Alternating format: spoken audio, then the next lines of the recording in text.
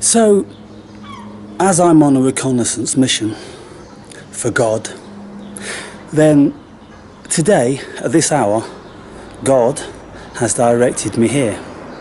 So I come into this graveyard and make a film for you guys, but for God to see it with my consciousness, which then will be filtered back to it, the Akashic Records, where all is known. And so, let's just have a little look around, shall we?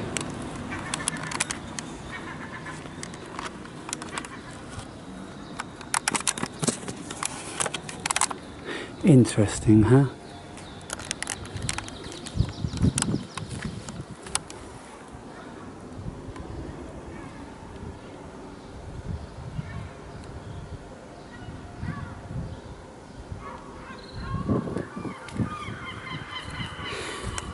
In certain countries, well actually, it seems like here. Look, there's actually 4 in there. Oh, you can see that. 2 caskets. Oh no, there's 6. There's 5. 2 on the left and 3 on the right. And so people come to visit the dead.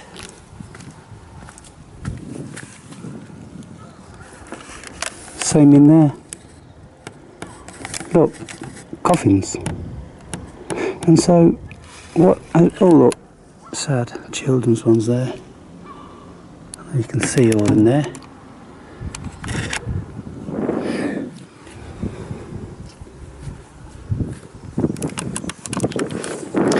And so you have your lock, your key, sorry, and you come and you open up this little tomb, and you go in and you sit by the coffins. How is it that they're in there? Have they been froze dried? What's the process? Some of you Portuguese will know. Maybe you'd like to tell me. Are they really in there? In other Portuguese colonies I've been to, say like in the likes of Cape Verde and places like that, then they were actually in these marble caskets. I don't know what sort of period it takes for the bodies to decay and to stop smelling, but it's curious. And I've always found coming to cemeteries interesting. There's a certain peace. You'd have to excuse the pun, but it is true, people. And I particularly like British cemeteries because they're all given to lush green grass, and their tombs are nothing like as grand and as elaborate as these. You know, obviously we get buried in the ground and then it's just grass over and we have a modest tombstone, but they do it a little bit different here. But you can see for sure there is still a great concern that the Portuguese people have for their dead, because every single one of them almost has got flowers on, and albeit these flowers are artificial, some are not. There's a level of care, isn't there?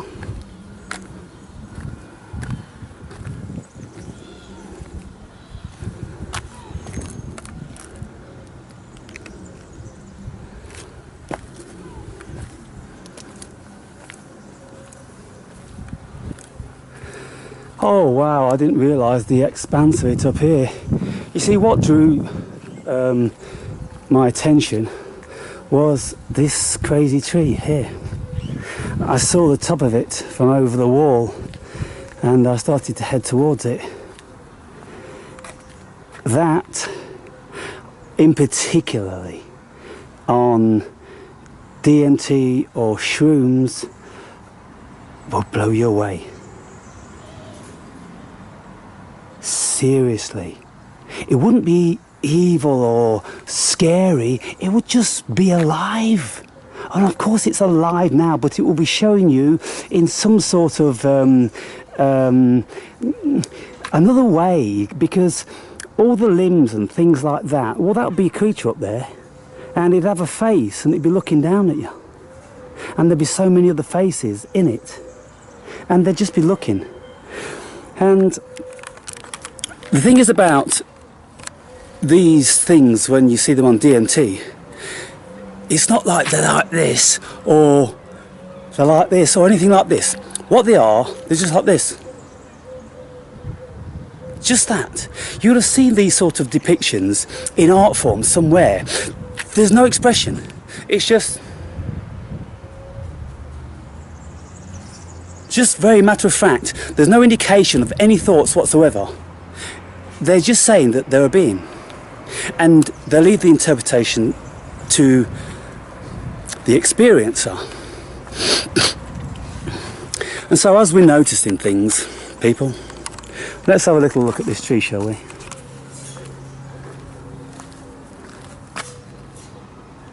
And see how beautiful it's twisted.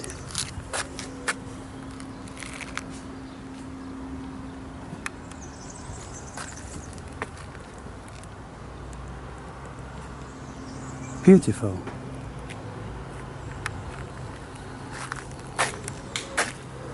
Bom dia. Yeah. Maintenance guy.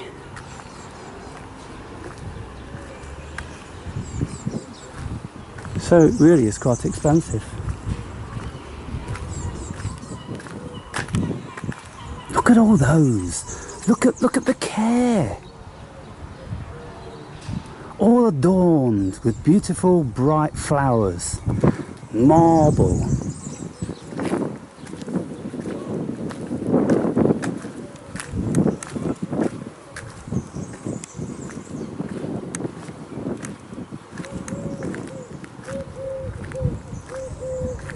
There's always wood pigeons in graveyards, always. I guess it's something to do with wood pigeons like these sort of trees. And there's always these sort of trees in graveyards for some reason. And so there you have it.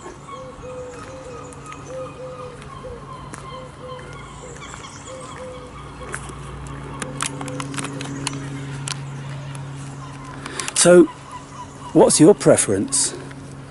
Do you follow the cultural norm? Do you want a modest grave with a modest stone? Do you want to be cremated? Do you want to be devoured by creatures in a jungle? Do you want to be lost at sea? Do you want to be buried in an avalanche whilst climbing a mountain? I think I'd prefer something like this, because then people could remember me as a part of that mountain, because I would always be a part of that mountain. And if I died at sea, I'd always be a part of that sea, wouldn't I? Because some essence of me would be there, rather than a grave which slowly over time is frequented less, thought of less, and with 100 years passed, then there isn't a single person on the planet that will remember you. Gone forever.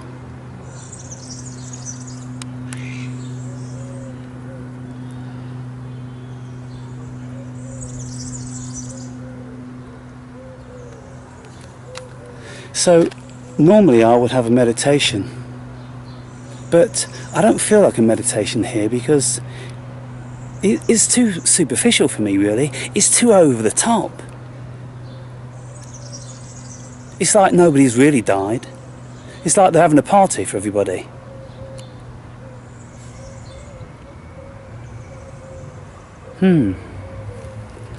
Curious.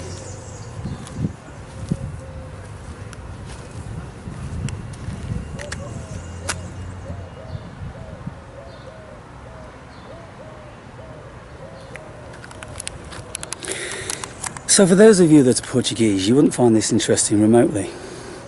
And for some of you who are Spanish and Southern European, then it wouldn't be that interesting, but it will get more interesting the further flung you are, the more diverse your culture. When I was in the Gambia, I went to visit a Muslim cemetery, and it was just a cordoned off area about as big as this. It was just pure sand, and there were no tombstones, there were no epitaphs, nothing. And apparently, so my guide was telling me, if you remember, the guy that he was a taxi driver, and I hired him for the duration, and he was a Muslim of a sort, you know. And so he said that all that happens is they put the person in the grave, the body in the grave, and after so many years, then it doesn't matter about the bones anymore. They would just dig those bones up and put another one in and pile them back in indiscriminately, because apparently the Muslims don't really feel, you know, any connection to the skeleton or, you know, anything like that. The soul's gone, hasn't it? And so it's just a case of putting the body back from whence it came, and there's no emotional connection to it. So there's nothing inscribed, there's no remembrance, and so you wouldn't even know what part of the graveyard they were buried in. And then, of course, in places in India, I think it's the Hindus, they burn the bodies, don't they? Because they have certain belief systems about that. And so I'd probably opt for that one, just to be put on a pile of sticks and be burnt out in the open with family members and friends, smelling the barbecue, drinking a couple of beers. Anyway.